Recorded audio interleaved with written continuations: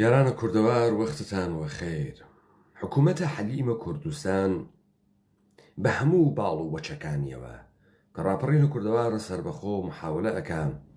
بە عنوانی دەنگی ڕاپەڕیوانی ئەم سەرزەمینە دەموچاوی واقعی دەسەڵات بخاتە دەرەوە تا ئێمەی خەڵک بزانین لەگەڵ کێیە دەست بە یەخە بووگین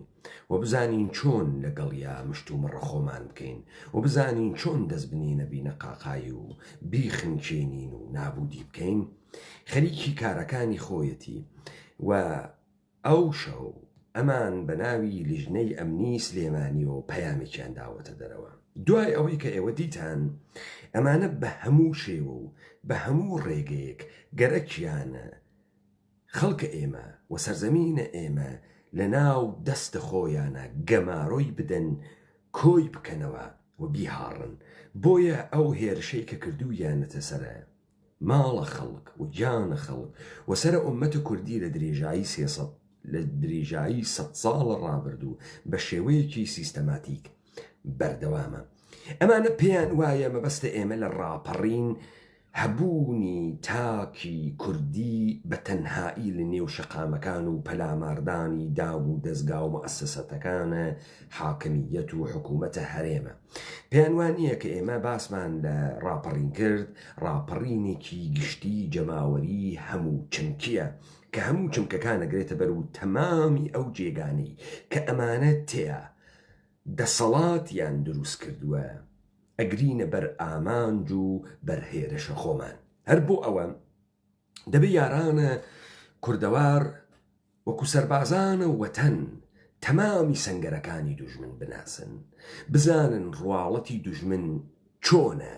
و ئەم دوژمنە چۆن ئەخۆی ئەخەمڵێنێت و چۆن پلان و نەقشەدائەنێ لەگەڵ ئێمە ڕوبەڕوو ببێتەوە. پس من لە دیبەیتەکەی ئەمشەوە هاوکات لەگەڵ خوێندنەوەی ئەو بەیانەی لیژنەی ئەمنی سلێمانی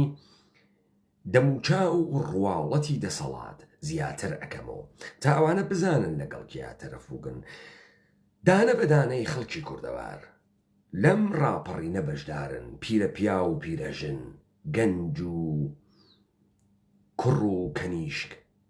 منداڵ و میر منداڵ تیا بەشدارن و ئێمە ئەبێ بزانین لە بەرامبەر کیا وێسیاگین و بنیاد ئەم حاکمیەتە چەپەڵە قیزەونە جوولەکەیە لە بن و هەڵتەکێنین. بابزانن ئێمە سەرەتا لەگەڵ هەندێک چمکە دەست بە یەخین. یەک، ئەمنیەت، ئەمن. ئێمە ئشێ بین مانای ئەم ئەمنیەتە بکەینەوە کە شتێک بە ناوی دەوڵەت ئەم ئەمنیەتە ئەباتە ئینحیسابی خۆیەوە و بیانووی ئەم ئەمنیەتە تەپ ئەداتە سەر کۆمەڵگایە و هەموو چوارچێوەکانە کۆمەڵگا ئەشێوێنێت و خۆی بەسەری و سوار ئەکا. بابزانن ئەم مەقولەی ئەمنیەتە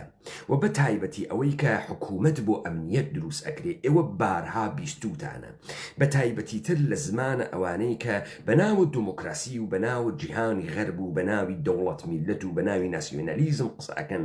باس لە سنووردارکردنەوەی سەرزەمینێک ئەکەن و پاشان باس لە دانانە ئەمنیەت لەوێ ئەکەن و هەبوونە زەرورەتە دەوڵەت بۆ دەستەبەرکردنە ئەمنیەتە. لە هەمان کاتدا ئەم ئەمنیەتە و ئەم سنووردارکردنە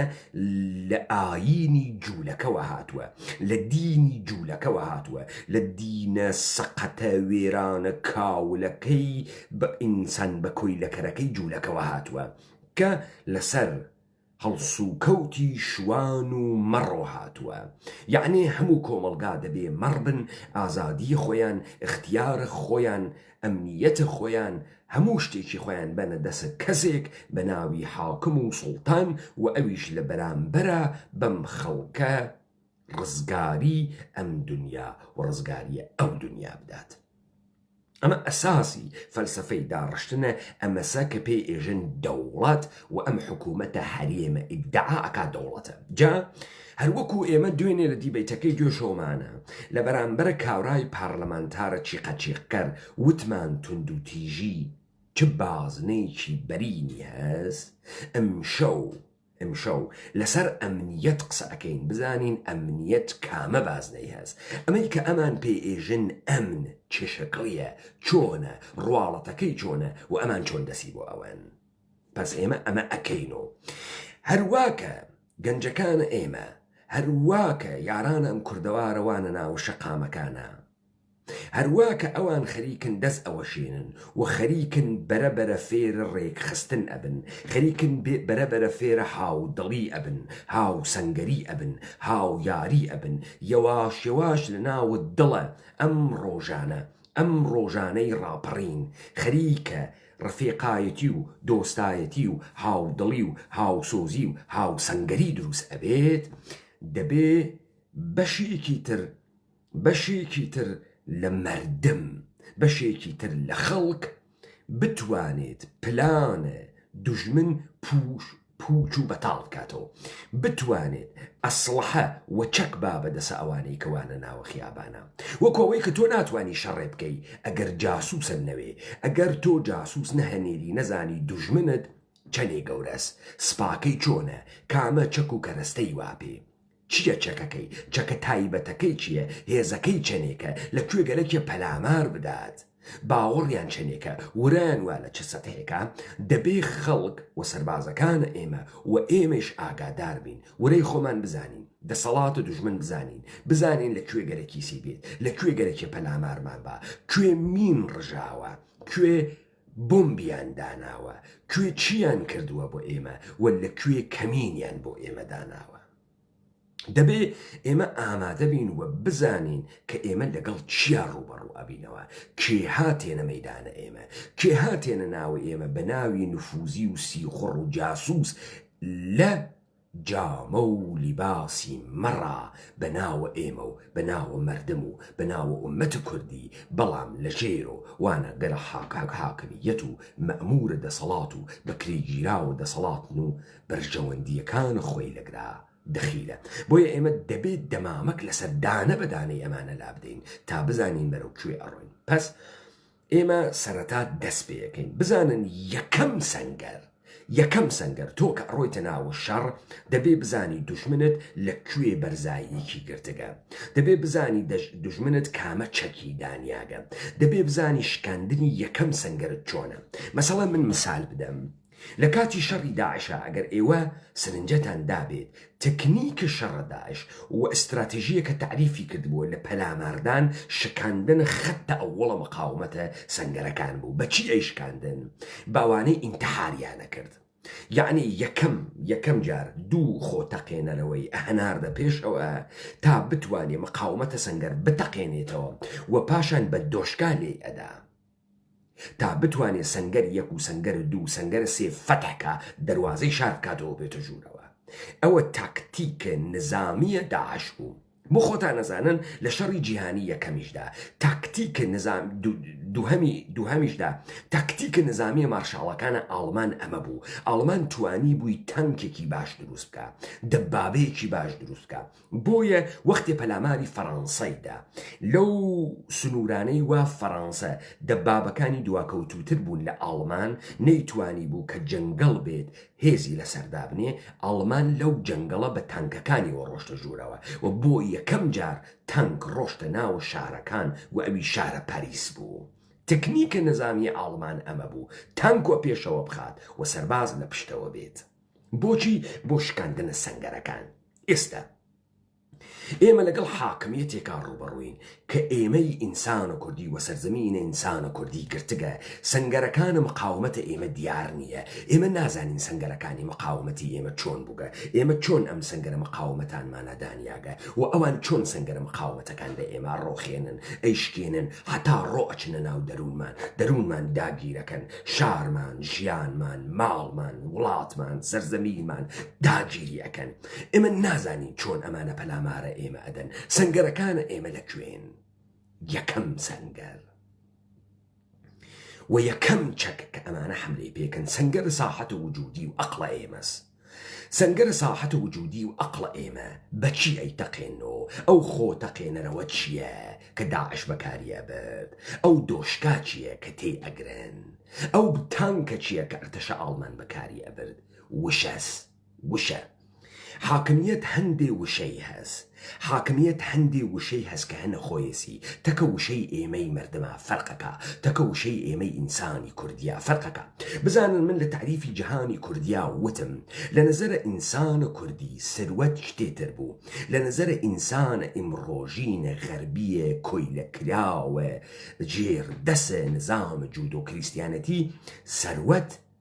شتێکی ترە ئێمە جاران بە چی ئەمانوت سروەت بزانن ئێمە بە کەسداری ئەمانوت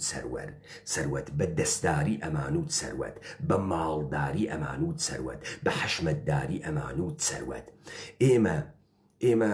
ئێمە بە بەرزەملی ئەمانوت سەروەت دزا مهم بوو تۆ کوڕەکێی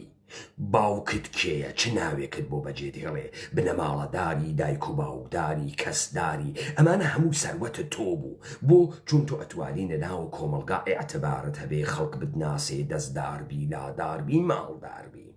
ئەمانە هەمووی وشەی دنیای کوردین ئەم وشانە معنایان هەست بە تۆ ئێژێ بەمە ئێژن سەروەت ئەمە داشتەکانە ئێمە بوو ئەمە ئەو شتە بوو کە ئێمە هەمان بوو حسێبە بانکی نەبوو بەڵام دنیای غەرب هاتووتی سەروەت یعنی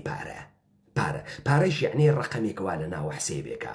ئێعتباریش یعنی کە کریدیت سکوەر پێتەدا تەوەجۆتان کرد دنیای غەرب بۆ خۆی تعریفە سەروەتی کردبوو ئێمەش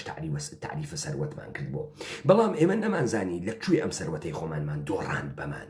هەڵگەڕێنەوە بە خۆمان وتمان دایک و باوکداری خراوە کەسداری خراوە دەستداری خراوە لاداری خراوە مانە سروەت نێرخۆ ئەی سروەت چییە؟ سروەت سەیارەی مونیکاس سروەت چییە؟ سروەت پارەس و بتبێت و لە گیرفان تا بێت و سەفەری پێ بکەی ئەمانە حەج کامیان سروەت نەبوون لەلای ئێمە ئەوسا پس تۆ ئەوێنی یەکەم سەنگەر کە حەملە بە تۆوەکەن مێشکتە یەکەم چەکیش کە بەکاریەهێنن وشە بەکارەهێنن تا تۆ لە وجود خۆت بۆش و بەتاڵکەن و مقاومەتی سەنگەرەکەت بشکێنن و بێنە ناوت دەرونت بزانن ئەوسا لە سەرزەمینە ئێمە پیاو و ئینسانە کوردی وابوو ئینسانە کوردی شاوی بەرزەمل بوو شاو شیرین سوار بوو کردەی کردەدار بوو هەر کەس کردش کرد چەنەش نەناڵا شینە مەرتەبەت مەراتب باڵا کردەی کردەدار بوو شای ساحێ و سفەت بوو شای شیرین سوار بوو شای شیرین بەشەر بوو گوساخ بوو حاتم تەبع بوو مرد بوو دەستدار بوو کەسدار بوو تایفەدار بوو ئەمانە هەمووی چمکێک بوو کە ئینسانێکی کوردی دروست ئەکرد ئینسانێکی کوردی دروست ئەکرد لە خۆبایی گەردەنکەش ئینسانێکی سڵتە قبوڵ نەکرد بەڵام دنیای غەرب هات و دنیای جوولەکە هات وتی نە ئینسانی دەستە مۆخاسە تۆ ئەبێ چی بی ئەبێ ئینسانێکی توک نەرم بی تۆ ئینسانێکی توتیژین نەکەی بە تۆ بێژن مامۆستا بە تۆ بێژن دیگری هەیە ماستێری هەیە دکتۆرە پرۆفۆسۆرە ڕووناکبیرە ڕۆژنامەوانە تۆ ناوێنی ئەمڕۆ یەک ئینسانە کوردی بەخۆی بێژی چی؟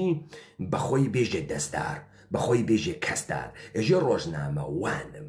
ڕۆژنامەوان ئەمە چی دروسەکە ئەمە ئینسانێکی کۆیلەی بێدەسەڵاتی هاڕیا گینابوودی کاول دروسەکە بەچی دروسیان کرد بە وشە دروسیان کرد بە وشە بزانن خۆ پیشاندان وشەیەکی کوردی نییە خۆم پیشانە کێ بەم خۆنەمایشی جلوبەرگ نییە خۆنەمایشی سمتۆڵان نییە خۆ بڕوو بازوو سنگ و ڕان و مەچەک و ئەوانە دەرناخەم بۆ کێ خۆم پیشان ئەدەم ئینسانە کوردی ئەوەی تەحدایە کرد ئەوەی گەرەکی بوو لە کەرامەت بیخا ئەوەی گەرەکی بوو لە قودرەت بیخا ئێمە لەسەر جیهانی کوردی قساکەین ئەمە لەسەر ناخ خۆمان قساکەین ئێمە لەسەر دەروونە خۆمان قساکەین ئێمە لەسەر ئەو نەستەی قساکەین وا بە درێژایی هەزاران ساڵ لەگەڵمان هاتووە ئێمە لەسەر ئەو ئایدڵانە قساکەین کە بوون بە چیرۆک ئەوەندە تکرار کراونەتەوە لە ئەزمونێکی تاریخیا لە وجود ئینسانە کوردی دانراون ئێمە تەحەدا ناتوانین قبوڵکەین خۆمان نیشان نادەین لە بەرامبەر تەحەدا ئەوەی بیهەوێت کەرامەتمان ئینسانیەتمان عیزەتمان ئابڕوومان عەقڵمان بەکایە بگرێت لەگەڵ زەبر توندم مەچەکە ئینسانە کوردیە ڕووبەڕوو ئەوێتۆ ئۆکەی پس ئەمانە بە مەفاهیم تێنەژوورۆ بە چمکەکان تێنەژوورۆ یەکەم چەکیان کە لە ئێمەی ئەدەن چمکەکانە پس بزانن ئێستا ئێمە دەست ئەوەین بۆ چمکەکان یەکێ لەم چمکانە ئەمنیەتە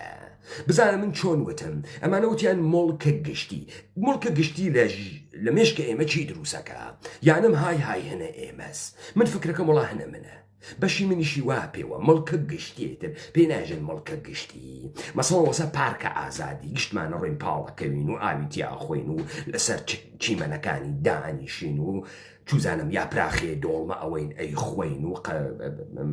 منجەڵێ یاپراخەوەین ئەی خۆین و ئەمە پێژن مڵکە گشتی پس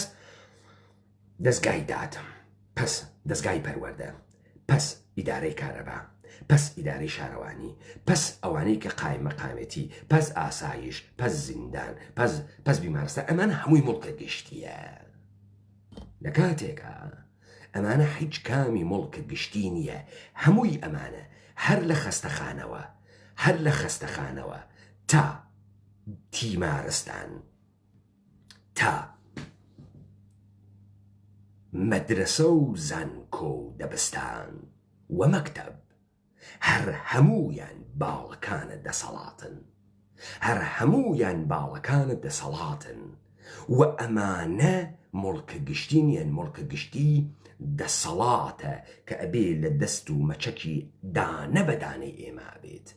مڵکە گشتی ئازادیە مڵکە گشتی کەرامەتە پس بزانە ئەو تێ مڵکە گشتی بۆ تۆ تعریفەکات و ناوی ئەنێتە چی بارگا و بنکەی خۆی ناوی ئەنێتە ئیدارەی گومڕوکاتە خۆی ناوی ئەنێتە کارمەند و بەکرێگیرا و پێشمەرگەی خۆی ئەو تفەنگچیەکانی خۆی بۆ تۆ مەزن ئەکاتۆ تفەنگچیەکانی خۆی بۆ تۆ مقدس ئەکاتۆ شەقە ئەو تفەنگچیە بۆ تۆ دەبێ پیرۆز بێ چون ئەو ناوی نیاگە پێشمەرگە بەڵام یەک تاریفی بچووکی لە پێشمەرگە نەکردگەسۆ ئێوە بڕۆن بۆ من بێرن لە ناوە چارتە سازمانیە ئەمانە نووساوێتی پێشمەرگە کێس پێشمەرگە چییە بەکێ ئێژن پێشمەرگە چه ئەرکێکی هەست هەچ تۆزیح نادرێ پس پێشمەرگە بۆ ئێمە مقدسەکەن بۆ لەبەرەوەی پێشمەرگە بتوانێ لە ئێمە هەڵ بدا وەلێ ئێمە نەتوانین تێ هەڵدانە پێشمەرگە بکەین تەوەجۆکەن ئینگار ئەو حەقی هەیە ئێمە بکوژێ بەڵام ئێمە حەقمان نییە ئەو بکوژین پس ئێمە ئەبێ لە گراوە ئاگادار بین یارانە کوردەوار هۆشتان بوێت تەمامی ئەو میدیانەی قسەکەن بە تۆڕە کۆمەڵایەتیەکان و بە کەسانێ بە ناوی پسپۆڕ و ڕووناکبیرۆ بە تلویزیۆنەکان و چمکەکانە دەسەڵات بەکارەبن چمکە دەسەڵات هێزە تۆ ئەکوژێ چمکە دەسەڵات هێزە تۆ ئەکوژێ ئێژە وەختی خۆی شەڕە جوانڕۆ و بەگەکانە جوانڕۆ و ئەم دەوڵەتی قاجارڕە بوو ئەم دەوڵەتی قاجاڕی یەهود دروستکراوە جەدیدە دانەیە جوانڕۆیی خەریک بوو تفەنێکی سەرپڕی ساچمەزەنی پاکە کردو ماچیە کرد خەریک بوو بە تفەنەکەی و بە قوربانە بم بزانم بەیانی چەند سوارم بۆ ئەگری بزانم بەیانی چەند ئەسبم بۆ ئەگری چەند تفەنگم بۆ ئەگری و پاچیە کردۆ ڕۆنی لێدا کابرایەکی تر لەوێ بوو هاتوگرەی بڕۆخێنێ وتی دانیشە کوڕە لالۆم دانیشە تۆ لەگەڵ دەوڵەتێکا ڕوبەڕووی دەوڵەت کێ ناخە فڵانە کەسی خست دیسانە کەسی خست دانیشە بۆ خۆت وتی سێتڵاخەم کەوتوێ ئەڕۆمە لای وەکیڵ شکاتە ئەەکەم ئێژم ئەوەنەی کێوی شاوە جەرگم بوو مێوژێکی نەهێشت بۆ خاتری ئەوەی چۆنیەتی قسەکردن لەسەر وەرەی ئینسان تەئسیر دائەنێ چۆن دەست بۆ تۆ ئەوەن لەسەر وەرەی ئینسان تەئسیر دائەنێ ئەگەر ئینسان هەموو شتێکی نەدی بێت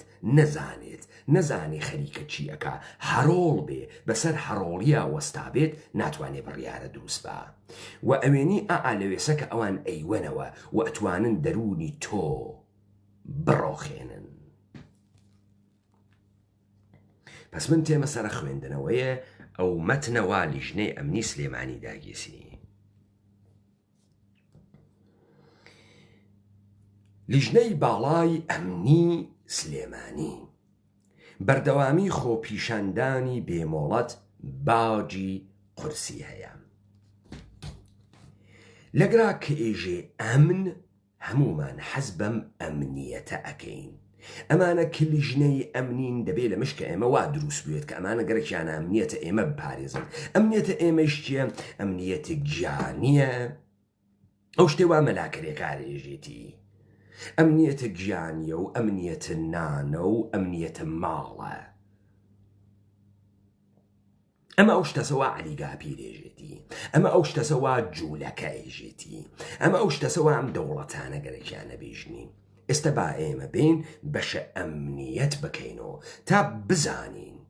عاملە نائەمنی ئێمەین یا ئەوانن، چی ئێمەی کێشانگە بەرەو ڕاپەڕینی نائەمنی یا ئەمنیەت بابزانی.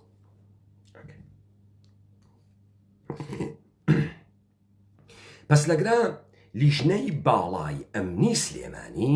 تەوەجۆ بکەن لەگرا نەیوت لیژنەی باڵای ئەمنی یەکێتی نەیوت لەبەر خاتری ئەوەی تۆ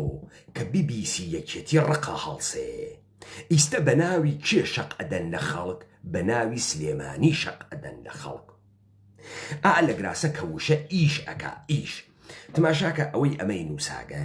نانووسێت لیژنەی باڵای ئەمنی یەکێتی نیشتمانی جەلالە و ورگە و ئیبراهیمە ئەحمەد جوولەکە نانووسێ ئەمانە کێن، ئەمانە کێن، ئەمانە مشتێ تێ هەڵدریاگن بنە جوولەکەن کاتە خۆی وەختە خۆی ئەیانوتە کە سەدام حوسێن مشکلمان هەس بۆ کورد شەڕەکەین. سەدام حوسێن بەمانە ئەیوت مخەڕیب. ئەمانە کێ بوون؟ ئەمانە جاشە حافز ئەسەد بوون،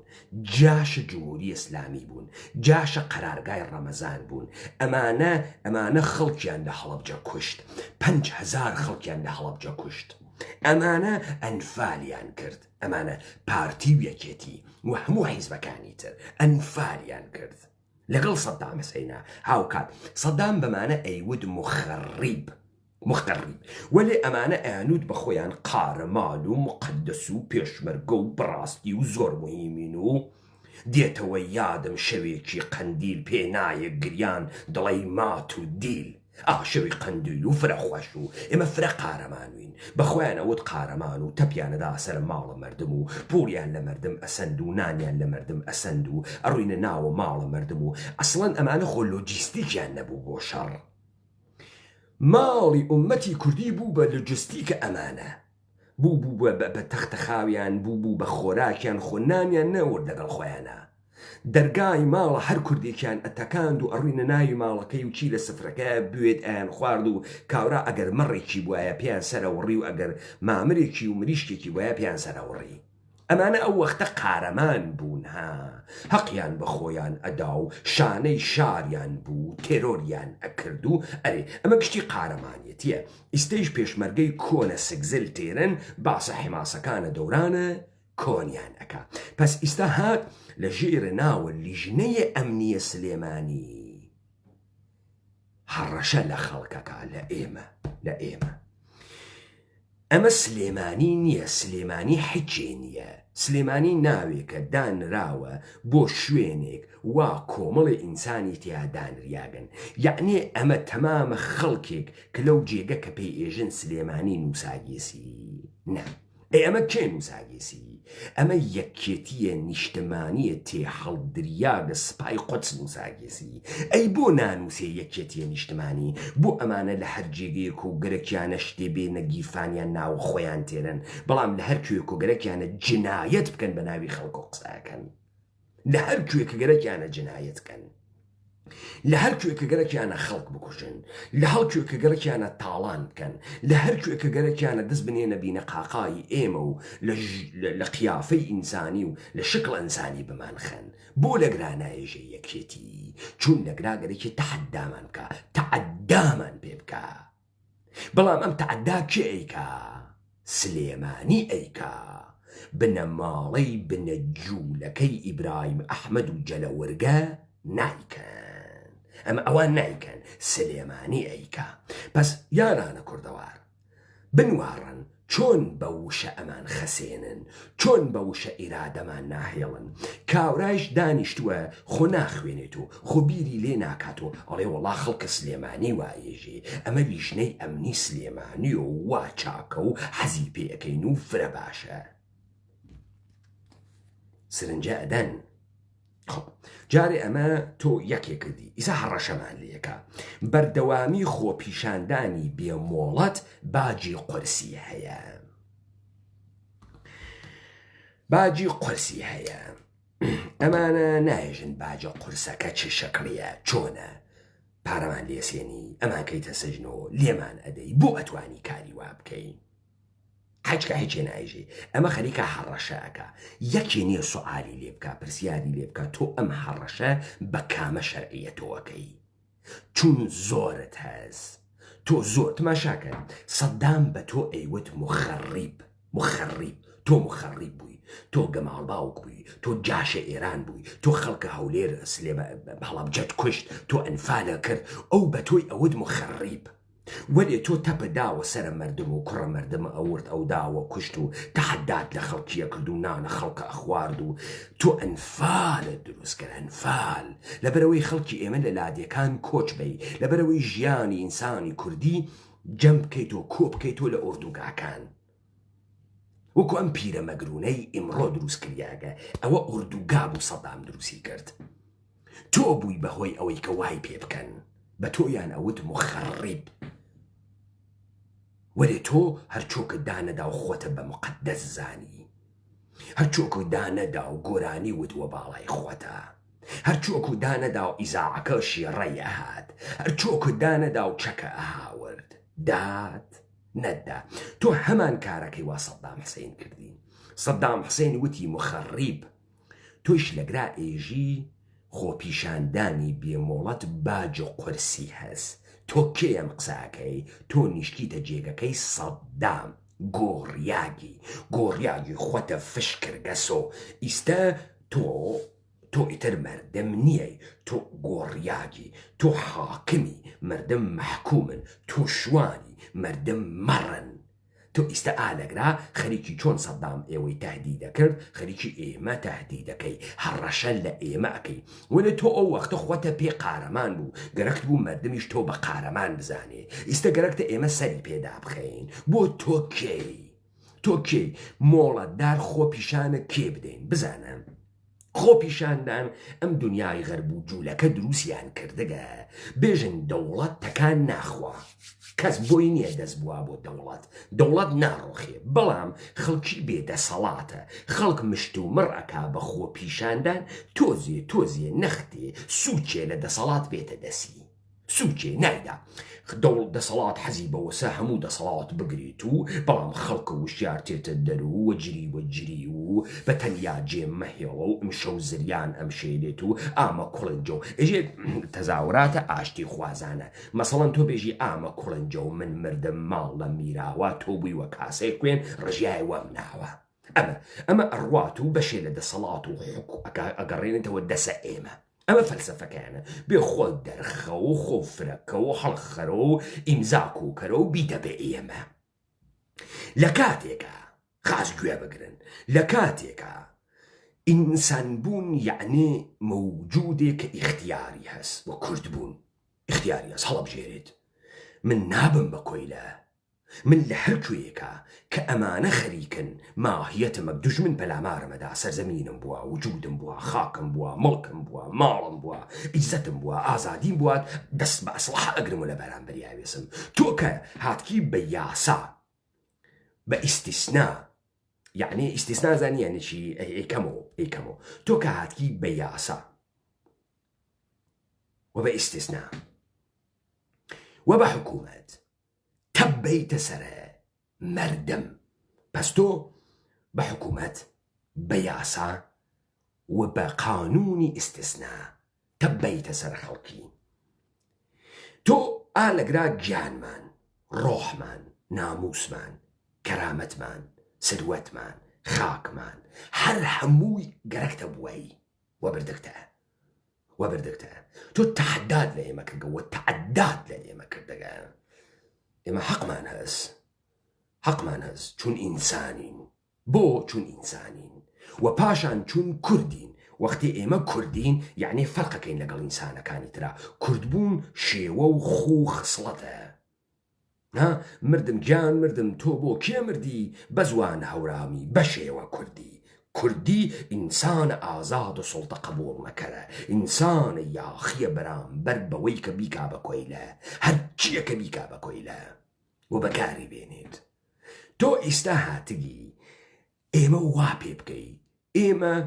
ئەگەر ئەم کارە نەکەین ئینسان نیەین ئەگەر ئەم کارە نەکەین کورد نیەین دەبێ پەلامارە بین و دەبێ بتکوژین شەرعیەتە ئێمە لە بوونی ئینسانیمانەوتێت ئەگەر ئەمە نەکەین ئینسان نیەین بەڵام تۆ ئەلەوێ ئێژیت مۆڵەت ئەبێ لە من وەرگرن خۆتان بێن مۆڵەت لە من وەرگرن منیش پێتانێژم تەقلە لێبەن و تۆم بتروکێن و گوڵە بە ڕۆژە بخۆن و دروشمەکانتان ئەم شەو جریان مەمشێلە و بە تەنها جێم مەهێڵە و ئەمانە بێت بێنە بەرەوە و دوو ئیمزابەن بە ئێمە و وای لێتێ ئێوە گوێتان لێ بوو گە خەڵق قساکاژێ فرەمان وت گوێیان لێ نەگرتین فرەمان وت گوێیان لێ نەگرتین قەرار نێمە شتێ بێژین ئێمە ئەدەین وەناو دەمتا ئێمە ئەدەین وەناو دەمتا دەرپێکە داکەنین دەرکەوت لە دەرپێداکەندنەکەی سەیسایەقا ئێوە شۆرتیش ناکەنە پێ قون لە بەردەسن دائیمەن یەکتان شۆرتی لە پیانیە باشە وەرێ تۆ هاتکی بە زمانە تەهدید بەرامبەر بە ئومەتە کوردی ئەوێسیت جەماعەتی قون لە بەردەس پارتی و یەکێتی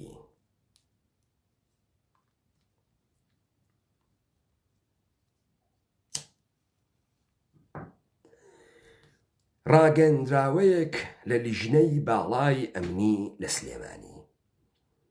سەرباری ڕاگەیاندنی ڕاگررتنی خۆپیشاندانە بێمۆڵەتەکان لە ڕاگەیەندراوەی ڕۆژی 12/2020 جێگەی نیگەرانیمانە ئەمە خۆپیشاندان ئێمە ڕاپەڕینەها ئەمانە هەرگەرەکیانە بیکەنەوە خۆپیشاندان و وەکو نەمایشی جلوبەرگی قەیوان سەنتەری قەیوان ئەیچی خۆمان بەعادەین و خۆمان فشەکەین و خۆمان دەرەخەین و ئەی لەرێنی نۆ قەشەنگ ئەی لەرێنی نۆ ئەمان حەزی پێ بکەن هەندێک کەس و لایەن بۆ مەرامی کەسیەتی و ئەجیندای جیاجیاکانیان و خەون بوون بە پاڵەوان و کێبڕکێکردن بۆ خاوەنداریەتی شەپۆلی ناڕزایەتیەکان لەسەر حیسابی ژیانی خەڵک ئەوەڵەن هەبوونە خولیا و هەبوونە ئەجندا و هەبوونە خەون و پاڵەوانێتی هیچ ئیرادێکی نییە کاورایەتی هەڵدریابێ یەکێتیە حیز کاورای گەماڵ باوکە پارتی تۆ خۆت جرتە لێ ئەدا بەو شاخ و داخانە و دزی لە خەڵکیە کرد کەس وە تۆ ئەیود من ئەینە هازهی لەکە تۆ لەگرا ئەمەد لەکوێ هاوەرگە تۆ لەگرا چی ئەەکەی کەس پرسیاری لە تۆ کرد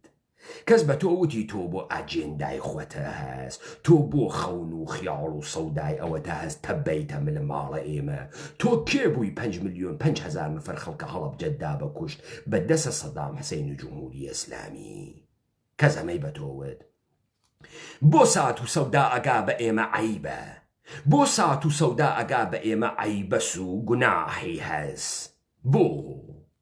دەی تۆ چۆن خۆت ئەجندات هەس و سات و سەودات هەس و هەرچیشتە حەزی پێکەیت و گشتی بۆ خواتوێ مردم نەیوێت بۆ نەیوێت ئەی ئەم ژیانە مۆڵەتی یەکجار ژیانکردنە هەر ئینسانی دەبێ ببێ بەوەی کە ئێشێ ببێت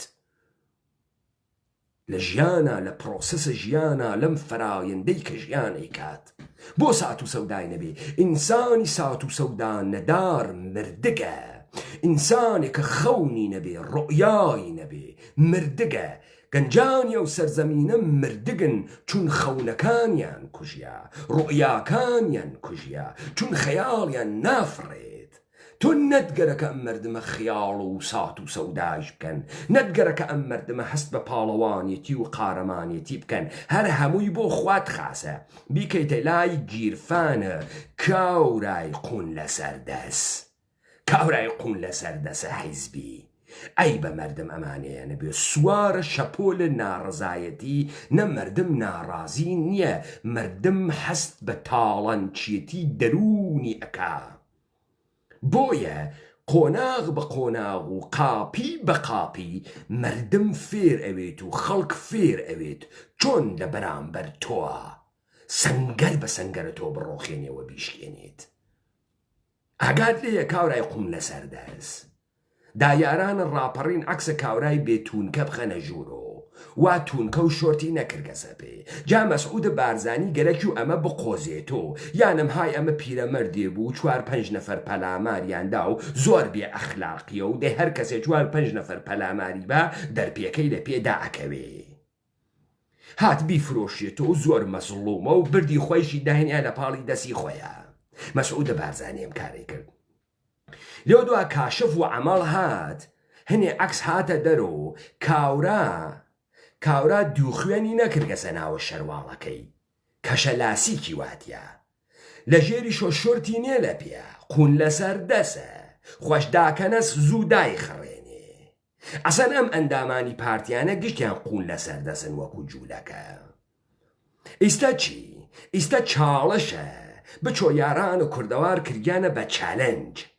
تەمام ئەندامان و سەرۆکانە حیزب دەبێ شۆرتەکانیان دەرخەن بزانین ئەوانیش قون لەسەر دەسن یانیان کامیانە.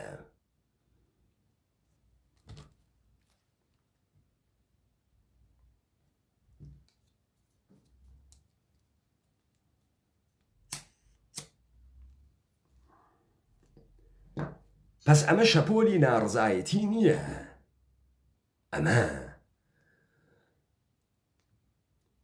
ئەمە ئاپرایزینگە،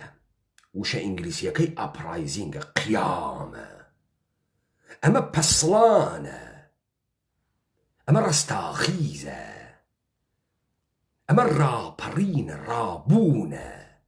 ئینسانێک لە پڕێکا لە خەو هەڵەسێ تەکانە خوازانێ هەموو وجودی تاڵان کریاگە و ڕاپەڕیگە. تۆ هەر گەرەکتە بیکەی بە شەپۆلە سوارە شەپۆلە ناڕزایەتی بوون، تۆ خوات خەرێکی سوارە شەپۆلە ناڕزایەتی ئەوی، ناڕازین لە یەکتری، تۆ خوات خەریکی ئەم کارانەکەی، تۆ هەر خوات خەریکی تونند و تیژی ئەزانی چیە؟ واقعیەتی کۆمەلگایە بگۆڕی بە درۆ و دەلەسە، وەکو ڕۆمانەکەی 1984 جۆرج ئۆرڤڵ، دەستگای پرۆپاگاندای درۆوتنە بکەی بە دەستگای حەقیقەت و ڕاستبێژی، وشەکان و کەلەمەکان بگۆڕی، خەبەرەکان جەعلکەی، تونند و تیژی ئەمەسەواتە و وەهم تەوەهم ترس بکەیتە گیانە ئینسانەکانەوە، درۆ بکەیتە گیانە ئینسانەکانەوە. بەمە ئێژن تونند و تیژی کاورای قون لەسەر دەست، کاورای قون لەسەر دەسە حیزبی، دەبێت دایکەنن بزانین شۆرتتان لە پێیە یا گەشتتان قون لەسەر دەسن.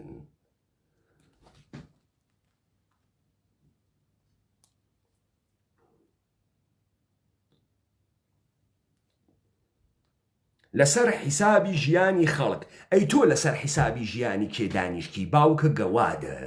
لەسەر حسابە برا گەوادەکە، لەسەر حسابە کێ پاڵە داگەسۆ خۆتە فشکردگە مترێ ناو قنتە، تەختەقنە لە تەختەشانە زلترە ماڵ تاواوێ. بۆ ئەوەڵین جار لە مێژووی کووردا هەنێ بوونەوەر لەم سەرزەمینی ئێمە پەیدا بووگن، جا ئەوسا ئینسانی کوردی ناوشانپان و ئیستا گشتی بووگەسۆ تەختەقنپان، یەکێ 1 متر تەختەقنیان پانە، بۆیە نەماگە لە دنیانەی سێنن نەیدەن لە سەریان، قرسە ئەکسیان لە بازار بڕی، دیلدۆی پلاسیکیش بەکارە بەنجە دیدەن، فێر بووکن، تاوێ ئەم بەرخۆشە تاوێ ئەو بەرخۆشە. ئەی تۆ لەسەر حسابە کێ دانیشتگی تۆ لەسەر حسابە کێ کەرکووکتدا تۆ لەسەر حسابە کێ مامەڵەت کرد بە خوێنە شەهیدان کرد بە دەرزیرە و دا لەگراتەی خوات وەکو سەمڵە و مێخاک کوڕم مردم وا بۆ عەزەمەت و وا بۆ شکۆ هاتبوو وا بۆ سەروەری و بۆ عەزەمەت و کوردی و کەرامەت و خۆی هاتبوو دانەیە ئینسان وا دایکە نۆمانگ لە ناوە سکە خۆیان پەروەردەی کرد و خوێنە وجوودە خۆی پێدا پەروەردەی کرد و شەونخوونی کێشا بەلای بێشکەکەی وە پەروەردەی کرد و تەمەنی بوو بە 18 و بە 20 ساڵ بۆ گلۆری بۆ عەزەمەت بۆ سەرزەمین دۆستی بۆ کوردبوون بۆ دڵاوەری بۆ شای بەرزەمل بوون چەکی گرتە دەسۆ لە بەرامبەر ئیرادەی جوولەکەی ئینسان کۆیلەکەرا بوێسێت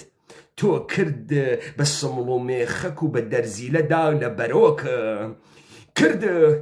کرد بە ئارەقەکەی شەوانە سەکست کرد بە ئارەقەکەی شەوانە قومارخانەکانە قبرست تۆ هەرچی چمکە پیرۆزە لەم سەرزەمینە فاسدت کرد تۆ سەربازە وەتەنت کرد بە پێش دەرکەی تەرجمارە دەرتوالەتەکەی خوات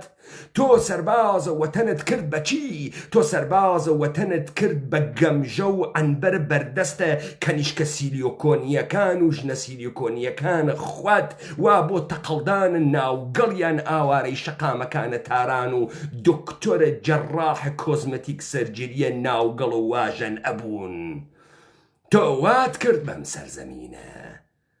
تۆ لەسەر حەسابە کێ دانیشتگی و لەسەر حەسابە کێ حەیتەرانەکەی تۆ لەسەر حەسابە کێ بووگی بەمە من ئەینە هازیهی لەکە لەکوێ هاوردە لە گۆڕە باوکە گەوادە هاوردە دەی تۆ هەر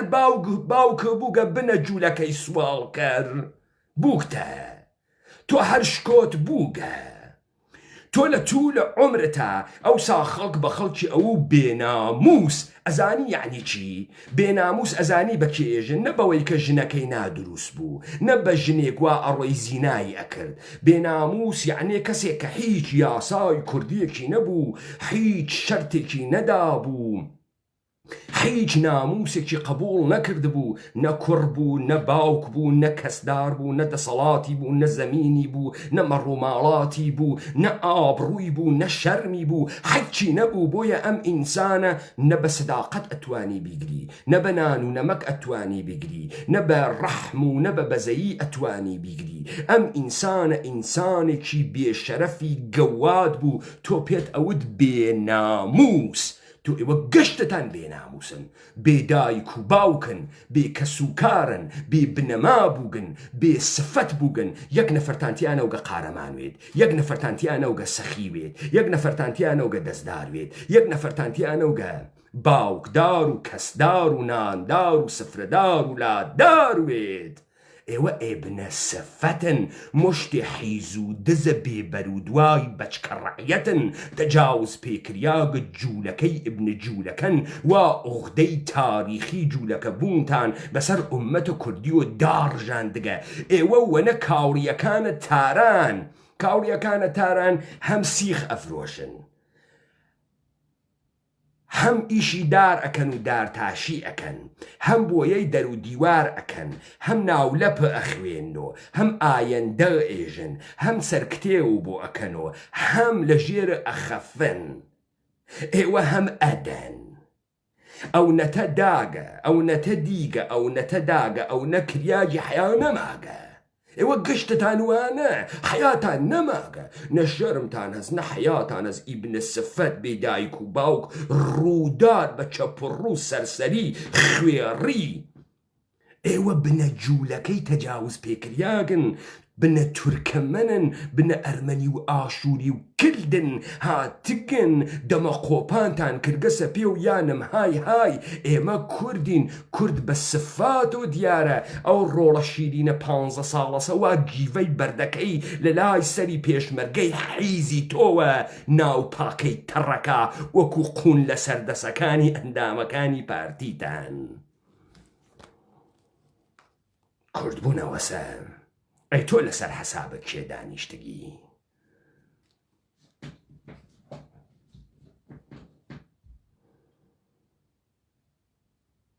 هەروەها بەلا ڕێدابردنی داوای ڕەوای مامۆستایان و فەرمانبەرانی بەڕێزی پشوو درێژ وەکو حشتر ئەوەی پشووی درێژە حشترە جا حشتر فرە پشوو درێژە بە کەڵک تێسواری بوویت و بە بیابانە بیوەی ئینسان پشوو درێژ نییە فقط حشتر پشوو درێژە بەڵام گوێ بدە پس تۆ دید ئەمانە داوای ڕەوا وجود و ئیگزیستە ئینسانیە من ڕەوایی بە من ئەداوا لەم جیهانە خۆم بنوێنم هەروەکو چۆن میکلانجلۆ تماشای بەردەکەی کردوتی کوا داوی من کوا داو تا لێی بتاشم و دەری بێرم لە دڵە ئەم بەرد خامە ئینسان کوردی ڕوبەڕووبوونەوەی لەگەڵ جیهانە ڕوبەڕووبوونەوەی هونەرمەندانەست بۆیە ئینسان کوردی لە یەکەم هەنگاوە لەگەڵ ئینقیادە تەبیعەت و مەیلە بە ئاشوب بە تەبیعەتە ڕوبەڕوو بوو بۆیە یەکەم تەمەدون ئینسانە کوردی داینیە چۆن لە چۆنیتی بیرکردنەوەی لە چۆنیتی ڕوانینی بەم دنیا ڕەوایی من بەم جەهانە ڕەوایی ئەدەم وجودم منە گزارش ئەدا لەم جەهانە دەستی منەوە فۆرمێکی تر لە ژیان دروست ئەکا دەستی منەوە لە بەرامبەرە ئینقیادا ئەوێسێت و ڕەنگێکی تری پێدا دەستی منەوە ئەوێسێ لە بەرامبەر نگریسی و قەتیسماوی دەستی منەوە ئەوێسێ لە بەرامبەر زیادەتخوازی و شەهوەتپەرستی دەستی منەوە لە بەرامبەر تەعەدا و تەحەدای دوژمن ئەوێسێت ئەوە منم جەهەن مەعنا ئەکەمەوە تۆ کێی ڕەوایی تۆ پێت وایە لە گرام موچە دەواکردن ڕەواییە با بزانیت تۆ هەر ئەوە نیەی وا تەپداوێ بەسەر گومڕوکات و سن و ڕبازرگانیە تۆ هەر ئەوە نیەی وا تەپداوێ بەسەر چاڵە نەوتەکان و لولە نەوتەکانە تۆ هەر ئەوە نیەی تۆ دەستکاری مێشکە ئێمە ئەەکەی تۆ بە تلڤیزیونەکانە ئینحیساراتی تلڤیزیۆن و گرتگە سەردەس و بمبارانی ڕۆڵەکانی ئێمەکەی کوڕە منی تر کوڕە من نییە من نایناسمۆ من تیا کوردیەت ناوێنمۆ تۆ ویست و کوڕە من بخەسێنی تۆ بە نادیا مراد و بە هەسیێرە کەریمت و بە پۆڕن ئستارت و بە مەمکسیلی کۆنی ویست گەنجە سەرزەمینە کوردی نابود کەی بیکەی بە فاحشە بیکەی بە لەشفرۆش تۆ ویستت هۆڤیەتە ئێمە شوناسە ئێمە تۆ تاریفی کەی تۆ ئەوەی ئەوێنی پێ لە قەت پیا ئەکێشێ کاورای قون لەسەر دەست ئەوە ڕۆڵەی کوردیە وا مقاومەت ئەکا لە بەرامبەر ئەم هۆڤیەتەوە تۆ گەرەکتە لێی بگۆڕیت تۆ گەرەکتە شناسی بگۆڕیت ئیمڕۆ دەسەڵات هەر پارە نییە پارە تۆ دەسەڵات ڕۆ چوو گەسەناوە وجود دانە بەدانەی ئێمە تۆ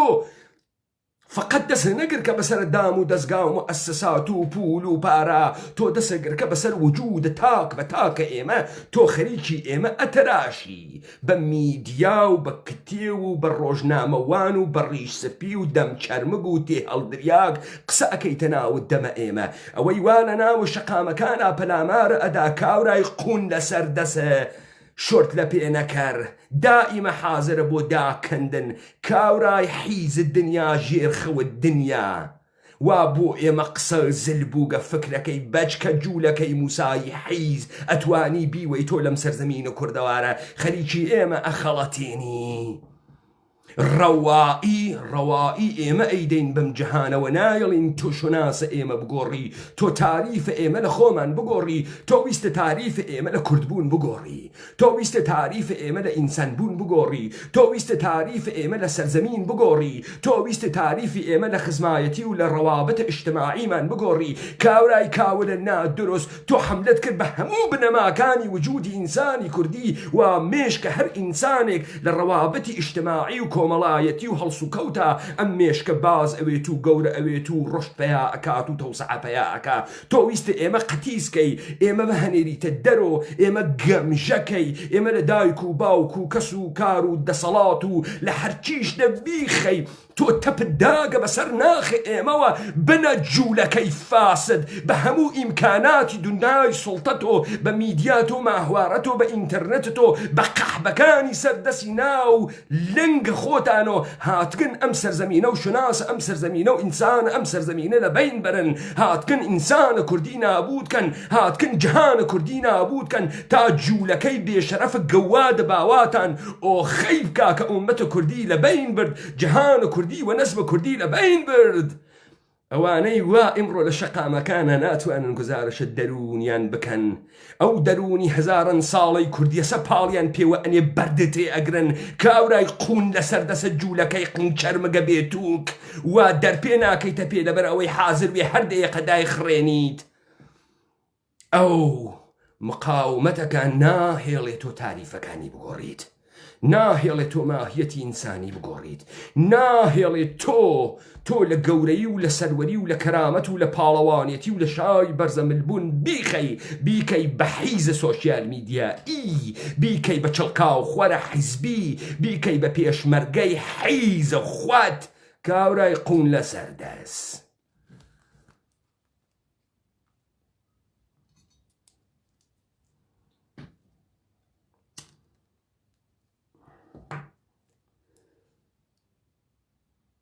جارە تۆ ئێستا لەگرا تەوهینێکە کرد بە مامۆستایانە کارمەند و خوات پێیانەوت حشتر پەشوو درێژ ئابیان هەنێرە بۆ عەرەبستانە سوعودی پەشوو درێژ مەرتیکە لە ئەنجامدا هەمویان یەکیان گرت بۆ تێکدانی بارودۆخی ئارام لە پارێزگای سلێمانی و هەڵەبجە و بەشێک لە قەزا و ناحیەکانی تر لە ئیدارە سەربەخۆکانە ئارام یعنی چی؟ تۆ بەچی ئێژی ئارام؟ ئارام بۆ خەڵک ئارام لە دەروونە من بە کێژی ئارام ئەوەی کە من دەم نەکەم و تۆ سوارە ملم بوویت و تەبەیتە سەری و حەد جۆرە پێت خۆشە ژیانم و شناسم و کەرامەتم و زەهنم و فکرم و وجودم و سەرزەمینم و خاکم و ماڵم و حەدچیەک هەسم ڕای ماڵیت و بیگۆڕیت و من ئیتر خۆم نەوەم تۆ بەمە ئێژی ئارام دەستەمەوە بوون ئەسپ لە ژێر کێفتا بم هەوسارم کەی خۆش ئاژۆ بە دەشت و دەرا بموەی سوارم بوویت و دەنگم لێنێ تۆ بەمە ئێژی ئارامی ئەو نادروسیەی ئێوە بە گیانە ئەم ئومەتە ئەگەڕێت لە هیچ کوێ ئەم دنیا ئومەتی زیندووی ئینسانی نەماگە هەمووی بە کۆیلە بووگن وەلێ ئێمە ئەزانی وەکو کێن کاورای تێ هەڵدریاگە فاسدە بنەجوو ئێمە وەینە مجەسەمەکەی هەیکەلەکەی میکلانجلۆی بەردەی لەبەنە وا بڕۆ تەماشای کە فەرقەکەی نێوانە ئەم و پەیکەرەکەی داوود زۆری فەرقە داوود تراشیاگە داوود خاسێ سەیقەل دریاگە بەڵام پەیکەرە بەردە و کۆیلەی لەبەنە ئێستاش چەکوشەکانی پێوە دیارە ئێستاش تەواو نەوگە بەڵام میکلانج ئەمەی بۆیە دروستکە تا تۆ بزانی ئەوەی ناتەمام زیندووە ئەوەی هەنووز قەڵەمەکانی جێگە قەڵەمەکانی پێوە دیارە تۆ چاوەڕوانی ئەکەی کە یەکێ بێت و تەواوی بکات پەیکەرە بەردەی لە بەندا پەیکەرە کۆیلەی لە بەندا هێشتا زیندووە هێشتا نرکەی تێ هێشتا لەگەڵ تۆی بینەرا قسە ئەکا وەکو چۆن سریاڵەکان و فیلمەکانە هالیوودی لە ئاخرە داستان و زتە قارەمان چاوەکەی ڕازەکاتەوە یعنێ زنجیرە چیرۆکەکە تەواو نەبوو جۆکر تەواو نەبوو جۆکر زیندووە تۆ فکرەکەی کە شتێک بە ناوی دەستەمۆیی ئەبێنیت و هیچێک نییە ئێمە مردووین ئێمە تەواو بووین ئێمە وەکو داودە میکلانجلۆمان پێ هاتکە و تۆ بڕۆیتە کنار و ئێمە ئیتر ئۆتۆماتی گشتمان بووبووین بۆ کۆیلە و شانە بۆ پانکەین و وەکو حشتر پچوومان درێژ بێت و تۆ حەیتەران کەی بەسەر پشتمانە نا ئێمە هەیکەلەکەین وا هێشتا تاش بەردەکەمان پێوە دیارە ئێمە زیندووین مشت و مڕەکەین حتا ئەو ڕۆژەی ئاخرین خانەی چەپەڵە ئێوە لە وجود خۆمانە هەڵکێشین بەمە ئێژن ڕاپەڕین تەواو ناوێ خۆ ئێوە 200 ساڵە سیستەماتیک ئومەتە کوردی و سەرزەمینە کوردەوار بنە جوولەکەی قون لەسەر دەست خەریکن نابود ئەکەن و ئێمە ئەمە لە دەسە ئێوە دەرتێرین تازە گەمەکە گەرم بووگە تازە بازیەکە گەرم بووگە حەڵی بووی وا تۆ وەختی خەونەکان و ئارزووەکانت دەمێشکە ئینسان و کوردیا کوشت ئێمە ئیمڕۆ ئینتەرتەیمنتمان بەڕاپەڕین لە کوچە و شەقامەکان و کوردەوارە بۆ ڕۆڵەکانمان دروست کردگە تاتیا قارەمان بێتە دەرۆ تاتیا سەرباز بێتە دەرۆ تاتیا حماسە بێتە دەرۆ ڕۆڵەی کوردی بێتە دەرۆ ببێ بە شعر سەرزار کەنیشکە زەریفەکانە ئەم سەرزەمینە مەجال پەیدا ئەکات خۆ بنوێنێت خۆ عەرزەکە تۆ تەپە داگەسۆ ئارامێ کاورای یەکمتر ناو قنپان قون لەسەر دەسە حیزبی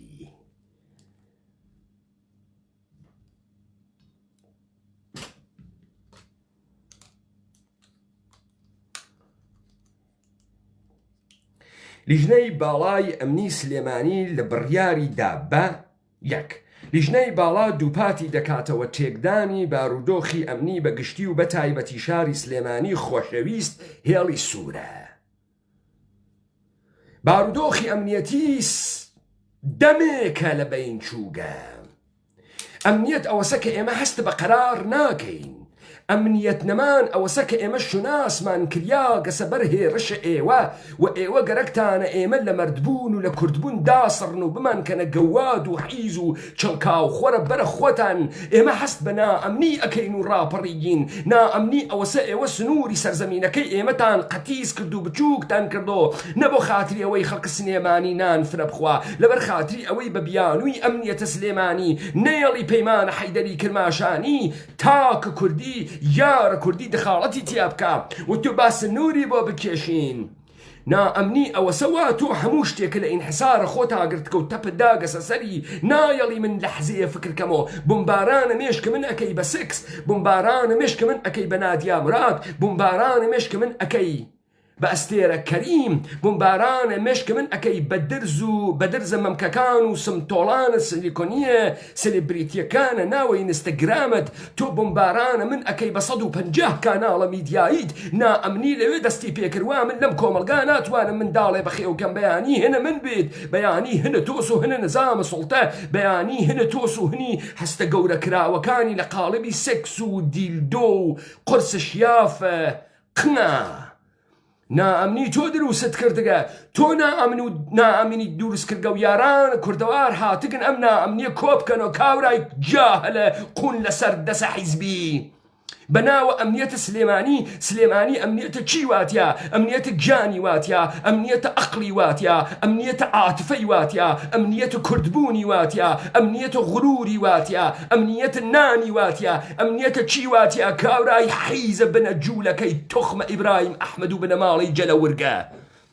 ئەمنیەتە چی واتیا سلێمانی ئێمە ئەمنیەتمان هەڵڕژاندگە کامە ئومەتە کوردیت کامە تاکە ئومەتە کوردی هەست بە بچووکترین ئەمنیەت ئەکا لەم سەرزەمینە ئەمنیەتی خۆشەویستی نێوانی دایک و کوڕیش نەماگە ئەمنیەتە خۆشەویستی نێوانی ئامۆزاریش نەماگە ئێوە هەمووتاندا بەرهێرش و هەجمەی خۆتان لەبەر خاتری ئەوەی تاکە هاڕیاک بۆ ئەربابە گەوادە جوولەکەکانە باواتان دروستکەن ئەمنیەت دەم سەرزەمینە دەمێکە نەماگە و ئەوانەی تێنە ناوە شەقامەکانەوە بۆ ئەمنیەت تێن بۆ ئەمنیەت جەهانە کوردی تێن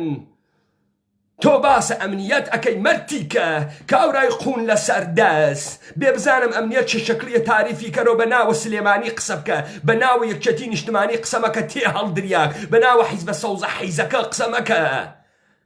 خۆت بشارۆ لە پشتە ناوە مەردەمە سلێمانیە خاس بیشارۆ ئەمنیەتمان گەرەکە کو ئەمنیەت کامە ئەمنیەت مردمە شێت و هار کردگە شوناسە لێیان سندگەسۆ کەس نازانێ کوردە کەس نازانێ مەردە کەس نازانێ ژنە کەس نازانێ نێرەمووکە کەس نازانێ بەیانی ئەبێ بەچی کەس نازانێ ژیان ئەکرێ لەگرایان ناکرێ وا لە ناوە ئەنسەرتنتی و عەدەمە قەتعیەتە تۆ ئەمنیەتە بۆ خەڵکیش کەسۆ تۆ نایەڵی بارودۆخە نائەم دروست بوێ بۆ خوەت و بۆ قنە خوات بۆ قنە بێتونکەکەت بۆ قنە بێ شۆرتەکەت کاورای قن لەسەر دەست ئەمنیەت مەرتیکە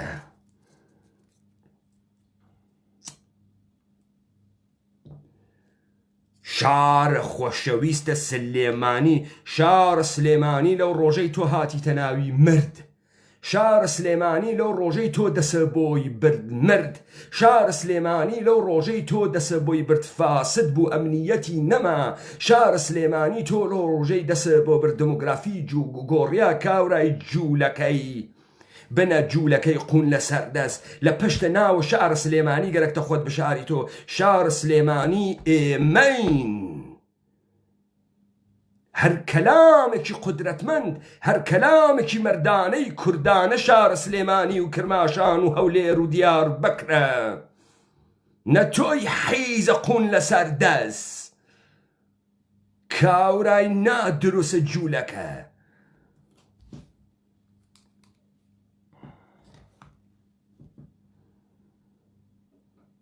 هەروەک ڕاگرتنی جوڵەی ژیانی خەڵک و بەردەوامی خۆپیشاندانی بێمۆڵەت باجێکی قورس و سزاوێکی توندی یاسایی هەیە جوڵەی ژیانە خەڵکی دەمێکە ئێوە بەرتان پێگرتگە ئەم خەڵکە ژیان ناکە ئەم خەڵکە مردوانە متحرکن ئەڕۆن بڕێوە کامە جوڵەی ژیان لەو سەرزەمینە ماگە کامە مەجال ماگە تۆ دەسێتیانە خستگە تۆ لە نێوان ڕەوابەتە ئینسانەکان و نەناوە ژوورەکانە ماڵەکانیان و دەستێوەردانە کردگە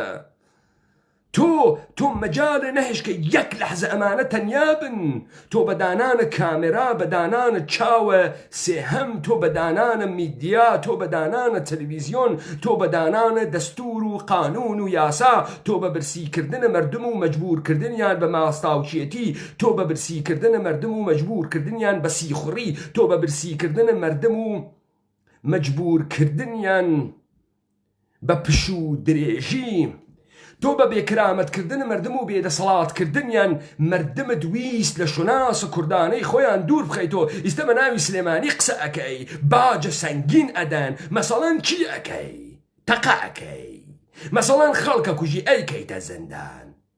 دەی تۆ بیکە زندان بزانم تۆ ئەیوەی تۆ با بزانی ئەم زیکە ئەیکەیتە ناوە خیابان و خەڵکە هاورگە سەردەروچن و دانشان ئەدەیت و پێشمەرگەی حەیزە هاورگە و دەبابە هەمر تێری خوێڕی وای تا ئاخرەکە وەی تا قنە ئەندامە پارتیەکە وا شۆرتی تیانە بوو تا خەڵکی دایخڕاندی ئەمە خۆشداکەنەز قن لەسەر دەسە تۆش ئەوە چوار ڕۆڵە پەلامارتی نەداگە خوێڕیەکانە بەناوە پێشمەرگە تەپ ناوپایان تەڕکەن و دەرچن تۆ بەچی تۆ ئەنازی با بزانی دەسەڵاتی مەجبور بوو هێز بێرێتە ناوە خیابان هێزی نەماگە تۆ دەمێکە هێزە نەماگە حیزە کوڕە حیز لە ناوە مێشکە ئێمە دەمێکە ئێمە ئەزانین تۆ عاملە نائەمنیت دەمێکە ئێمە ئەزانین تۆ هاتکی ئێمە نابووتکەی ئێستا تۆ گەرەکتە بە هامەر ئێمە بترسێنی ئەمانگری باجە قورسی هەست باجە قورسێ بەسەر قنتان و تاقی بکەینەوە کاورای قن لەسەر دەست باوە دەواری دۆمی نەکە لە تاریخا بینووسنەوە هەر وەکو منسوورە حەلاج تاریفی کەن قوشبن بە قوشبنی ئەم دنیا بگەڕێین و ڕاوتان کەین حیز تۆ فکرەکەی دەرەچی فکرەکەی خۆت و بنەماڵەی حیز و مناڵە حیزەکانت دەرەچن نادەرناچن خیاڵە ڕاحەتوێت تا ئێمە ماوین و نرکەی ئەم دەنگە ماوێت ئێوە دەرناچن ئەم دەنگە بوو بە دەنگە مێژووی ئەم دەنگە ئومەتە کوردیە زرینگە داتەوە لە سەری دانە بەدانە و کاسەی سەری دانە بەدانەی ئەم ئومەتە کوردیە تۆ فکرە کرد ئەتوانیە ئەم ئومەتە لە بین بووی بەڵام ئەمە ڕۆح جەهانە کوردیەوە هەر دەفعە و لە وجود دانایەکە لەم سەرزەمینە متەبەلور ئەوێت هەتا حەیات و مەماتی بێشەرەفەکان و بنەجوولەکەکان ئەوی تر جەهانە کوردی لە بین بووات و ئێمە ئێوە لە بینەوەین بوێسە کەنگروماس بە وەختە خوای تازە دەسی پێکردگە خەریکین گەرمەوین خەریکین لەشمان ئەدا لە لەشی یەکتری کاورای قون لەسەر دەسە بێشۆرت پێت ئێژم عەلە کوڕە کێز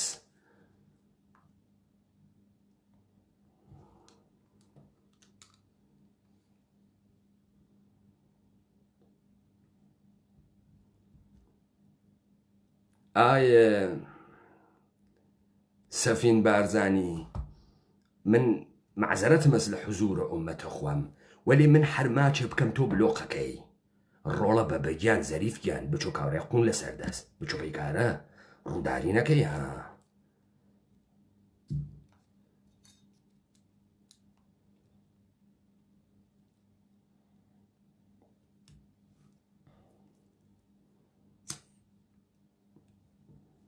هێزە ئەمنیەکان پلان و ڕێگای نوێ و ڕێنمایی نوێیان پێدراوە کە بە زووترین کات ئارامی بگەڕێنەوە. یعنی چی بکەن؟ تەقە بکەن لە خەڵکی بترسێنن. ئەوە خەریکی بە ئێمە ئێژی دێت و ئەگە کوڕ وایە تا بە ئێمەت نەوت و جێبەجێیەکەین. ئەزانی دەسەڵات وا لەکوێ، دەسەڵات وا لە ئەوێت تۆ مەجبور نەوی حەمەر بێریتە دەرەوە، بەڵام تۆ لەگرا تڕۆبووگی.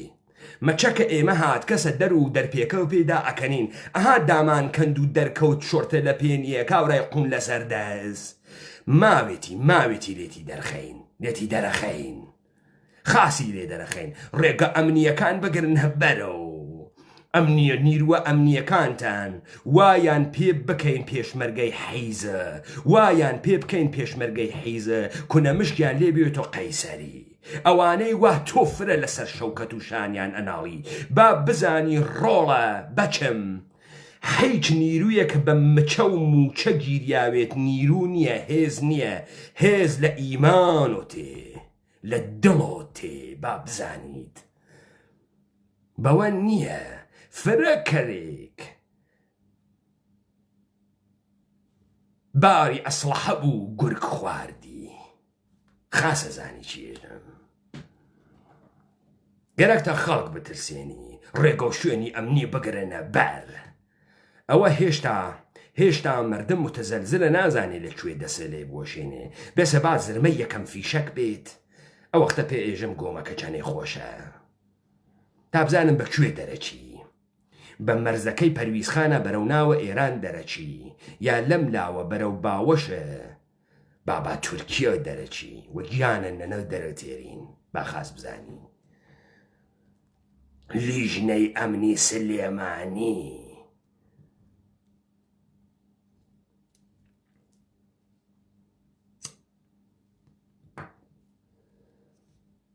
هەڵمەتی دەستگیرکردن بەردەوامی دەبێت بۆ هەموو ئەوانەی کە پێشێلی یاسا دەکەن و ڕۆڵیان هەیە. هەڵمەتە دەستگیرکردنە سەدام حوسێن تۆی لە ڕوو خست بنەجوو خونەی خستی ئەوە نییە ماوی تو سەرە زلە و قسەی زلەکەی نیو متر یەک متر تەختەقنەپان کردگە. با بزانی تۆ بگرە کارە نەبێ پەڕیکە حتا زندانە هەست دروستیکە. ئێمە حتا بڕۆینە زندان لەقەب ئەگرین، تایتڵ ئەگرین، سفەت ئەگرین. چ خۆشە ئەو زندانەی کە ئینسانە کوردی ئەورێتە ناوی و ڕۆڵەی مەرد تێتە دەرۆ لێ و دوا چنگەکە قەساوی بکە بەما تەحتا هەڵە کێشێ خەڵک ئەگری کیساکەیتە سەرە. تۆ ئەزانیتە ئێمە حیزین وەکو خوات وەختە خۆی مارێنزە ئەمریکایی هاتوو ڕۆحت تۆقی بوو کیسە بکاتە سەرە عومەرە مارێنز جووتە کردوو وەخت خۆ تەڕکەی. تۆ ئیسێژە دەبابەیەک ئەوێنی دەرەچی کۆنپیانینێ ئەو مەرزی پێنجوێنە ئەوەنە هەڕاتان کردوو هەسویا و گاتیا سەوز نەو تا دەمانگ. گەماڵ حیزەکانە بارزانیش خەریکی دۆڕاندنەوەی قون لە سەردەسی بوون لە کەرەج. دەبا ئامارتان نێرین دانیشە کاورای حیز تۆ لە کەرەجە حەیتەرانە پێکراوی هاتووی دەم بکەی تۆ لەگرا.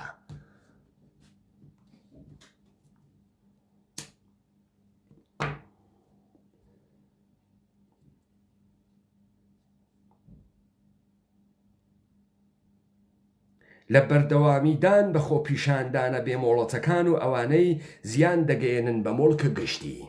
هەم ترۆ دیسانەوە تۆ هەڕەشار کرد. بیکە بزانم چه غەڵەتێگەکەی گەرەکتە شەرعیەت بە خۆت بەی تەقە لە ئێمە بکەی. تۆ دەمێکە لە ساحەتە ئێمە تەقەت کردگە، تۆ دەمێکە پەلامارە وجودە ئێمە داگە. ئەو دەمەی بەچ کە سەخیف جوولەکەی قون لەسەر دەست هاتی تەپتدا سەر ئەم سەرزەمینە و خوێن ڕۆڵەکان ئەم سەرزەمینت کردە حەساوە خۆت و باوە گەوا دەکەت. ئەو وەختە تۆ تەحەدات لە ئێمە کرد، ئەو وەختە تۆ تەقەت لە ئێمە کرد. هەڵی بووی تۆ دەمێکە تەقا لە ئێمە کردگە تۆ ئەو وەختەی مۆڵەت ژیان و ئینسانبوون و کوردبوون لە ئێمە سندۆ شکۆت لە ئێمە سندۆ عەزەمەتە لە ئێمە سندۆ ویست و خارێکی خەفیفی جوولەکەی قون لە سەردەستی وەکو خۆ دروستکەی تەقا لە ئێمە کردگە تەقا ئەو تفەنگە حیزە نییە وا تەقە ناکا بۆ کەس و هەر بۆ ئێمە دانیاگە ئەگەر تەقە نەکەی لەسەر سنگە ڕۆڵەی کوردی ئێشێ بیکەی بە ماتەحتە خۆتە یعنی مەعزەرەتم هەست بە کوردی بیکەی بە قنەکەی خۆتە یعنی شیافیکەی ئەی چی پێەکەی دەخۆ تەقە ناکە لە عسکەرە تورکی و دەخۆ تەقە ناکە لە پاسدارە ئێرانی و دەخۆ تەقە ناکە لە حەشت و شعبی و دەخۆ تەقە ناکە لە پۆلیسی عێراقی مەگەر چی پێ بکەی مەگە بیوەڕیتە خوات دە ئەمێنێت و سینگە ڕۆڵەی کوردی بەشک و ژەن نێرێ تاقیکەی تۆ بەشک و ژەن نێرێ تاقیکەی تۆ کۆڕە حەیز ئێمە ئەترسێنی لە تەقەکردن دەبی کە بزانم ئادەی کوڕوە و بیکە خەڵکی فێرەکەی تەقەیان لێ بکەن و بەعدبێژی و بڕاستی و ئەوەی تاوانبارە ئەیدەینە بەردادگا ئەوەی تاوانبارە تەمامە مؤسساتە دەوڵەتیە تۆز ئەوەی تاوانبارە تەمامە ئەوانە سەکەوشەکانە تۆ تکرارەکەنەوە و حەسابت دانە بەدانی کوشتنە ئەم ڕۆڵانە ئەدەی تۆ حەسابە ئەم تاوانانەی کە بەسەر ڕۆحە ئێمە دادنیا و ڕۆحە ئێمە جامدار کرد و کوشتت ئەیدەی تۆ ڕۆحە ئێمەت کوشتگە بێشەرەف تۆ بەناو ئێمە خوێنە دەلاشەی ئێمە برد و کردت بە حیزخانەکانە شەوانە قەحبەخانەت تۆ چوی تومارە شکست و حیزایەتیت هاورد تۆ کردت بە مەدالیای تەجاوزە نادیامراد و کردتە دەورە ملە ئێمەی کوردی ئینسانە گەردەنکەشە کوردی ئینسانە یاخیە کوردی بوو بەسەر شۆڕەکانە تاریخ ئەمریکایی پێمان ئەکەنی ترامپ بە نادیامراد جندە ئەکەنی ئەو یانی چی تەجاوزیان پێت کردگە مەداڵیان پێداگە یعنی چی ئەو لەحزە منە ئینسانە کوردی قەڵقە ڕزیام و ڕوویمە ناوە عەرز کاورای قەومان بووسیە تەلاقەی خست ڕۆژێ 100 جار لە جێگەی ئەمانە من تەریقەومۆ دەخۆ تۆ تەریق ناوی تۆ ئەوی تۆ ناوەڵا تۆ حەیزە کوڕە حەیزە بنە جوولەکەی قون لە سەردەسی خۆ تەریق ناوی تۆ هەر بۆ ئەمە هاتگی مەئموریەتت ئەمە سەوا بکەیتە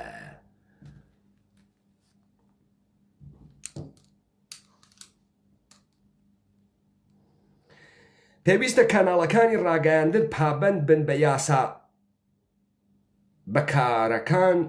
وە خۆیان بپارێزن لە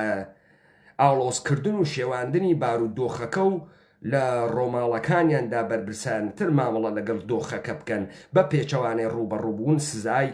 سزای یاسایی و کاریگەری توندی دەبێتەوە ئەمە پێی ئێژن چی؟ ئەمە پێی ئێژن مۆزعیەتە ئەستەسنایی یعنی ئەم حیزانە ئێژن ئێمە بە یاسای حیز و خۆمان هاتگین وەلێ لە کاتە خۆیە کە ئەم یاسا ئەکەوێتە خەتەر ئێمە ئەتوانین ئەم یاسا تەعلیقی کەین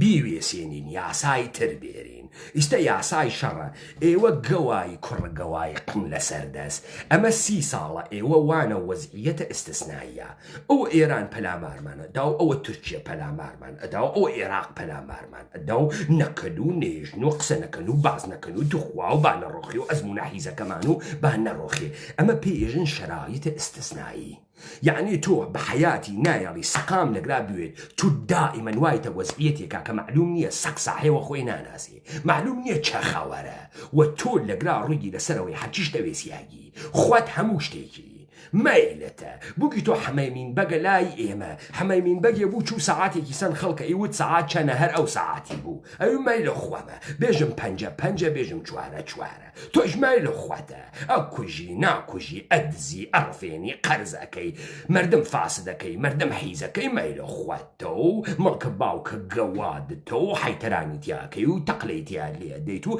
مەیلە خواتە ئیستاتکی یاسادانی ڕوبەڕوو ئەوی تۆ دادێ ڕوبەڕووبوون و کوڕەگەوات تۆ هەنە ڕوبەڕووبوونەوە نییە تۆ قون لە سەردەسی ئافشارتان بۆ تێرن دەرەکەوێت دەرپێتان لە پێ هەنیە شۆرتان نێ لە پێە ئامادەن تراشیاگە تەمیز پاک کریاگە سۆ هەر ئەوەنەی فشارتان بۆها دایەخڕێنن قسەتان وەختێ زلە وا ئەحساسەکەن دەنگتان ئەڕوا بە مەحزێ ئەمتی دیوار و وەحمە ڕژیا یەکسرە دایەخڕێنن مەکەن ئاها چه چەرمەگە لەسەر دەست کردگمە ئەوە وانە ئیستا خەڵکی خەڵکی دادی دەکەی دابی کە بزانم چیەکەی ئەوە تریبوونە من و مندام نەخست دایشی ناخەم حتا دانە بەدانەتان هەڵ نەوەسین بە عەموودەکانە سلێمانی دای ناخەم ئادەی بزانم چیەکەی نایەوە خۆش